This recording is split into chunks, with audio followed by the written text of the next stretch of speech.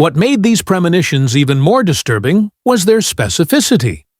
Christopher would describe dreams where he was shot in a car, where he died away from home, where his children grew up without him. He began making arrangements that seemed almost like preparations, updating his will, having serious conversations with his mother about taking care of his kids, recording songs that felt like goodbye letters to the people he loved. The internal conflict between Christopher Wallace and the notorious B.I.G. reached a breaking point during this period. The person he was at home, gentle, thoughtful, caring, seemed incompatible with the persona he was expected to maintain in public. The Biggie character demanded aggression, dominance, fearlessness. But Christopher was afraid for his family, afraid for his future, afraid of what the industry was turning him into. In quiet moments, usually late at night in recording studios, Christopher would talk about feeling lost in his own life. The success he had dreamed of as a kid on Fulton Street had come with costs he never anticipated. The money was good, but it came with targets on his back and his family's. The fame was intoxicating, but it made normal life impossible. The respect was gratifying, but it was built on a foundation of fear and intimidation that made him uncomfortable. Puff's response to Christopher's growing unease was to increase control rather than provide comfort. More security, but also more isolation. More money, but also more obligations. More success, but also more pressure to maintain an image that was becoming increasingly foreign to who Christopher really was. The mentor who had once encouraged Christopher's artistic growth was now more concerned with protecting the investment, managing the brand, and controlling the narrative. The relationship between mentor and protege began showing cracks that would have been invisible to outsiders, but were becoming obvious to those within their inner circle. Christopher was asking more questions about finances, wanting more control over his career decisions, expressing interest in working with artists and producers outside of Puff's direct influence. These weren't acts of rebellion. They were signs of artistic and personal maturity. But in Puff's world, they might have been seen as threats to his control. As the calendar moved toward March 1997, Christopher was dealing with multiple pressures simultaneously. The ongoing East Coast-West Coast tensions, death threats that seemed to be escalating, family concerns about his safety, artistic desires that were being constrained by business considerations, and a growing unease about the direction his career and life were taking. He was 24 years old, at the peak of his artistic powers, but also more vulnerable and isolated than he had ever been. The stage was set for tragedy, but Christopher couldn't have known that the greatest danger might come not from his enemies, but from someone he trusted completely. The loyalty he felt toward Puff, the complete faith he placed in his mentor's judgment, the willingness to follow guidance without question. These qualities that had helped build his career might ultimately contribute to his downfall. What Christopher wanted most was simple: to make great music, provide for his family, and perhaps help heal the divisions that were tearing apart the culture he loved. What he got instead was a deadly game of chess, where he was both the most valuable piece and the most expendable player, depending on who was making the moves. Fast forward to 2024, a federal courtroom in Manhattan. The air is thick with anticipation as dozens of journalists, hip-hop historians, and family members pack the gallery. For 26 years, Christopher Wallace's murder has remained officially unsolved, despite countless investigations, documentaries, and conspiracy theories. Today, that might change forever. The judge calls the court to order, and the atmosphere becomes electric. Sealed documents that have been hidden from public view since 1997 are about to be unsealed. Evidence that could finally answer the question that has haunted hip-hop for over 2 decades. Who really killed the notorious B.I.G.?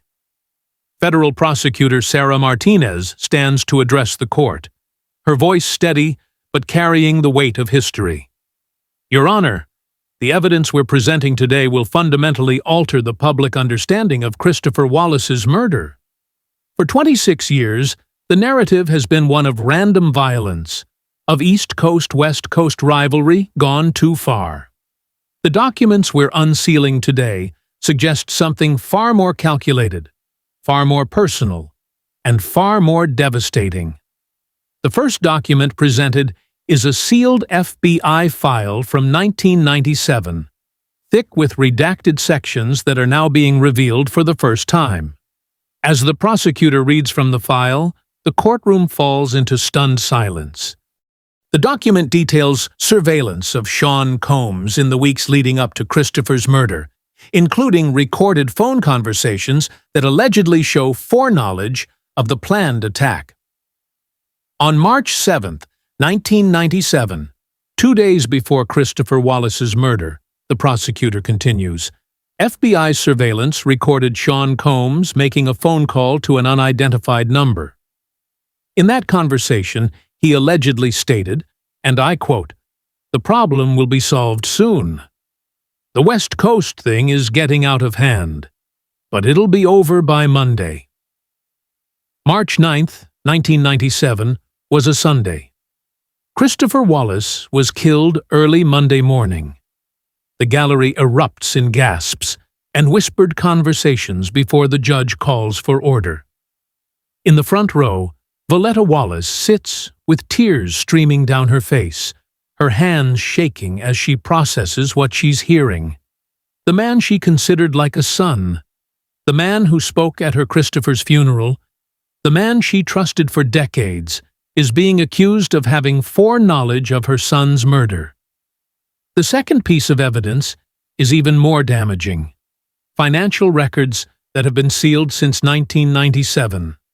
The prosecutor presents documents showing multiple life insurance policies on Christopher Wallace, totaling over $10 million, with Sean Combs listed as the primary beneficiary. These policies were taken out in the months leading up to Christopher's death, with the final policy dated just 2 weeks before the murder.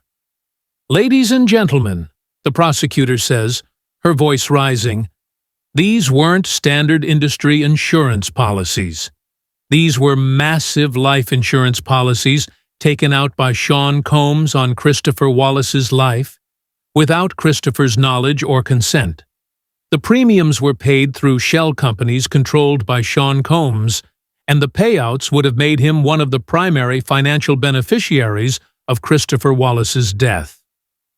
Former Bad Boy Records employee Marcus Johnson takes the witness stand, his hands visibly trembling as he's sworn in.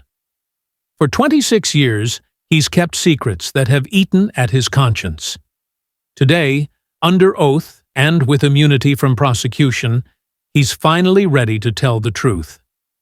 "I was Puff's assistant from 1995 to 1998, Johnson testified, his voice barely above a whisper. "I handled his calendar, his phone calls, his meetings. In the weeks before Big's death, Puff was having meetings with people I'd never seen before. West Coast people. People who weren't musicians or producers.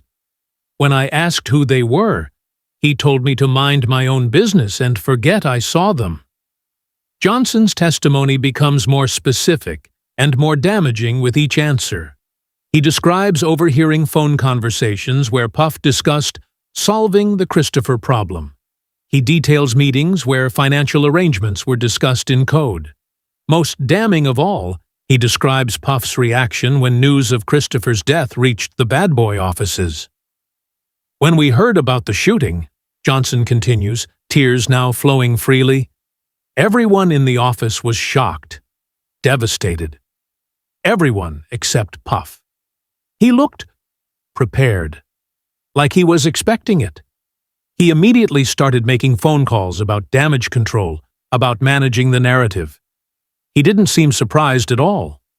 He seemed like he was executing a plan. The courtroom is pin-drop silent as Johnson describes the insurance claims that were filed within hours of Christopher's death. Paperwork that had been prepared in advance, documents that were signed and ready to go. The speed and efficiency of the insurance claims process suggested foreknowledge and preparation that would have been impossible if Christopher's death was truly a surprise.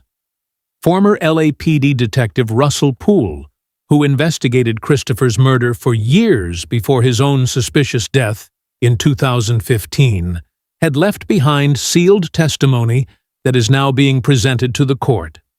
In videotaped testimony recorded shortly before his death, Poole describes evidence that was suppressed, witnesses who were intimidated, and investigations that were deliberately derailed.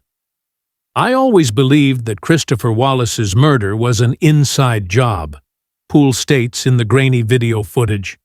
"The security arrangements that night were changed at the last minute. The convoy route was altered. The backup security that was supposed to follow got lost. Everything that happened that night suggested coordination and inside knowledge. But every time I tried to investigate the bad boy connection, I was told to back off." Poole's posthumous testimony reveals that Sean Combs had been in contact with West Coast figures who were later connected to Christopher's murder. Phone records show multiple calls in the days leading up to the shooting. Financial records show payments to individuals who were suspected of involvement in the killing. But all of this evidence was allegedly suppressed to protect ongoing investigations that never materialized.